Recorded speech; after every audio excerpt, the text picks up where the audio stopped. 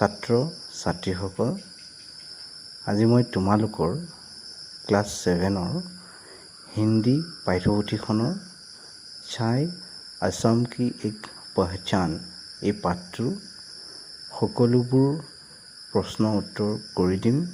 গতিকে এতিয়ালৈকে যদিহে চেনেলটো ছাবস্ক্ৰাইব কৰি লোৱা নাই কৰি লোৱা, কাৰণ তোমালোকৰ এনেধৰণৰ ভিডিঅ'বোৰ ইয়াতে পাই থাকিবা। এক নম্বৰ প্ৰশ্নটো দিয়া আছে যে পূৰ্ণ বাক্য মে জবাব দো। ইয়াৰ উত্তৰবোৰ আমি সম্পূৰ্ণ বাক্যত দিব লাগে। ক চাय की खेती की शुरुआत सबसे पहले कहाँ हुई थी। यार उत्तर लिखिबा चाय की खेती की शुरुआत सबसे पहले चीन में हुई थी। उसके बाद दिया गया था सिंगफो लोग चाय को किस नाम से जानते थे। यार उत्तर लिखिबा सिंगफो लोग चाय को फलाप नाम से जानते थे। তাৰপিছত দিয়া আছিল असम में चाय की खोज सबसे पहले किसने की। यार उत्तर लिखिबा असम में चाय की खोज सबसे पहले रॉबर्ट ब्रूस ने की थी। তাৰপিছত ঘৰটোত দিয়া আছিল মানে সুধিছিল असम के प्रथम चाय कृषक कौन थे। यार उत्तर लिखिबा असम के प्रथम चाय कृषक मणिराम देवान थे। তাৰপিছত 2 নম্বৰৰ যিটো প্ৰশ্ন ইয়াতে দিয়া আছে যে ৰেখা খিচকৰ মিলাও। আমি ৰেখা টানি পেলাই মিলাব লাগে। ইয়াতে এটা মিলাই দিয়া আছিল কটো उच्छल पढ़ना माने कूद पढ़ना। उसके बाद ख में देखो श्री गणेश करना, इसका अर्थ होगा आरंभ करना। उसके बाद गौ में देखो हाथ बटाना, ये मदद करना, इससे मिल जाएगा। उसके बाद खो जाना, ये मगन हो जाना, इससे मिल जाएगा। उसके बाद दिया गया था संक्षिप्त में उत्तर दो। क हरे हरे पत्तियाँ से चाय कैसे बनती है। इसके उत्तर में लिखना हरे हरे कोमल पत्तियों को पहले बगीचे से तोड़ा जाते हैं। उसके बाद पत्ते को CTC मशीन पर दिया जाते हैं, जिससे चाय पत्ती तैयार होते हैं। তাৰপিছত দিয়া আছিল लोग चाय क्यों पीते हैं, কিহৰ কাৰণে মানুহে চাহ খায়। ইয়াৰ উত্তৰ লিখিবা लोग चाय इसलिए पीते हैं ताकि शरीर एवं मन की ताजगी मिले। चाय का सेवन करने से आलसीपन खत्म हो जाता है। तो এনেদৰে লিখিবা। তাৰপিছত গটোত সুধিছিল पीने के लिए चाय कैसे तैयार की जाती है। यार उत्तर लिखिबा पीने के लिए उबलते हुए पानी में चाय पत्ते चीनी और दूध मिलाकर कुछ देर पकाया जाता है। स्वाद अनुसार इसमें अदरक या इलायची भी डाली जाती है और फिर छानकर पिया जाता है। उसके बाद दिया गया था भारतवर्ष के किन किन राज्यों में चाय के बगीचे हैं। और उत्तर लिखिबा भारत के असम, पश्चिम बंगाल, तमिलनाडु, केरल आदि राज्यों में चाय की बगीचे हैं। তাৰপিছত আমি কৰিব লাগিছিল এইটো যে सोचकर लिखो अगर धूप ना हो तो क्या होगा। ইয়াত খালী ঠাইৰ অভাৱ আছিল, অলপ দীঘল আছিল, সেইকাৰণে মই ইপিনে লিখি দিছোঁ। ইয়াৰ উত্তৰ লিখিব अगर धूप ना हो तो चारों ओर अंधेरा छा जाएगा, पृथ्वी पर अत्यधिक ठंड बढ़ जाएगी और पेड़ पौधे प्रकाश संश्लेषण नहीं कर पाएंगे, जिससे वो नष्ट हो जाएंगे। इनको लिखिबा अगर हवा ना हो तो क्या होगा।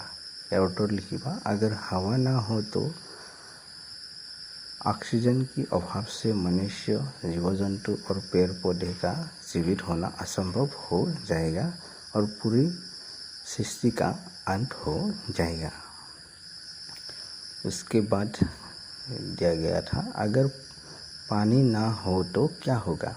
यह उत्तर लिखिबा अगर पानी ना हो तो भयंकर सूखा पड़ जाएगा। पीने की पानी के बिना सभी जीव और वनस्पतियाँ प्यास से मर जाएगी। उसके बाद पूछा गया था अगर पेड़ पौधे ना हो तो क्या होगा। इसके उत्तर में लिखना अगर पेड़ पौधे ना हो तो हमें ऑक्सीजन और भोजन मिलना बंद हो जाएगा, जिससे पृथ्वी पर जीवन पूरी तरह समाप्त हो जाएगा। তাৰপিছত ইয়াতে আমি লিখিব লাগিছিল 3 নম্বৰটো দিয়া আছিল টিপ্পনীয়া লিখো। প্ৰথমত দিয়া আছিল ঝুমৰ, তাৰপিছত বিহু বাগৰুম্বা।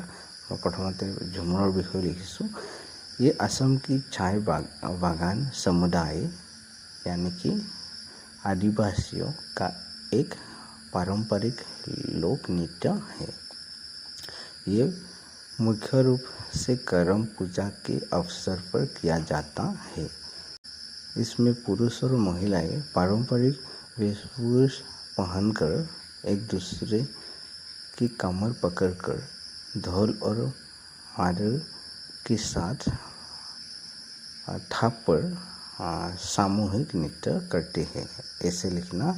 खो में दिया गया था बिहू। ये असम का सबसे महत्वपूर्ण और राष्ट्रीय त्यौहार है। ये वर्ष में 3 बार मनाया जाता है, बोहाग बिहू, काति बिहू और माघ बिहू।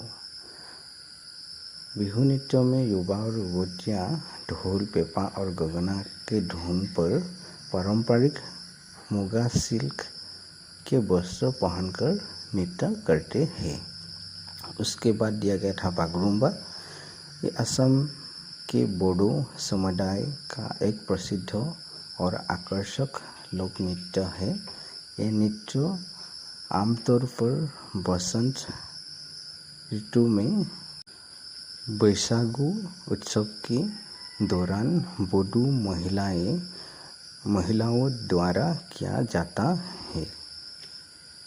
इसमें नाटक, रंग बिरंगे दखना यानी कि पारंपरिक पोशाक पहनकर तितलियों की तरह अपने हाथ फैलाकर नृत्य करते हैं, जो प्रकृति की सुंदरता को दर्शाता है। उसके बाद 4 में देखो निम्नलिखित अवतरण को पढ़कर नीचे दिए गए प्रश्नों का उत्तर दो। तो আমি এইটো পঢ়ি পেলাই তলৰ প্ৰশ্নবোৰ দিব লাগিছিল। ইয়াতে ক প্ৰশ্নটো দিয়া আছে, চাই লোৱা। ইয়াত মই উত্তৰটো লিখি দিছোঁ। তাৰপিছত খ প্ৰশ্নটো দিয়া আছিল हमारा राष्ट्रीय पक्षी क्या है। ইয়াৰ উত্তৰ লিখিবা हमारा राष्ट्रीय पक्षी मोर है। তেনেকৈ গটো দিয়া আছিল, ঘটো দিয়া আছিল। মই ইয়াতে উত্তৰটো লিখি দিছোঁ। যেনেকৈ লিখি দিছোঁ তেনেকৈ তোমালোকে ভিডিঅ'টো ৰখাই তোমালোকৰ বহীটোত লিখি ল'বা। তাৰপিছত আমি কৰিব লাগিছিল এইটো অনেক শব্দ को लिए एक शब्द लिखो। ইয়াত আমি এটা শব্দত প্ৰকাশ কৰিব লাগে। ইয়াতে দিয়া আছিল जो खेत में काम करता है। তো আমি ইয়াত লিখিম কিষাণ। যোনে খেতিত কাম কৰে তাক আমি কিষাণ বুলি কওঁ। তাৰপিছত খ 4 राहु का संगम स्थल। ইয়াত হ'ব चौराहा। ग जिसे देखा ना जा सके, तो वो अदृश्य। घ जिसे पिया जा सके, तो वो पिय। তাৰপিছত আমি এইটো কৰিব লাগিছিল 2 নম্বৰটো छाई बागीचे के आधार पर निर्मित किसी एक असमिया फिल्म को ध्यान में रखकर नीचे दिए गए तथ्य की जानकारी प्रस्तुत करें অসমীয়া তেনেকুৱা ফিল্ম যি মানে চাহ বাগানৰ ওপৰত নিৰ্মাণ কৰা হৈছে লিখিব দিছে যিকোনো এখন ইয়াতে কওঁ फिल्मखনৰ नाम लिखिब दिसे ইয়াত लिखिছোঁ मैं झामेली मेम साहब उसके बाद संगीतकार का नाम जोने তাত गीत परिवेशन কৰিছে डॉक्टर भूपेन हाजरिका निर्देशक का नाम अब्दुल मजीद कहानीकार का नाम नीरज चौधरी तो ছাত্ৰ ছাত্ৰীসকল এই পাঠটোৰ প্ৰশ্নসমূহ ইয়ালৈকে আছিল সো ইয়াৰ পাছৰ ভিডিঅ'টোত মই ইয়াৰ পাছৰ যেটো পাঠ তাৰ প্ৰশ্নোত্তৰসমূহ কৰি দিম গতিকে এতিয়ালৈকে যদিহে চেনেলটো সাবস্ক্ৰাইব কৰি লোৱা কাৰণ তোমালোকৰ এনে ধৰণৰ ভিডিঅ'বোৰ ইয়াতে পাই থাকিবা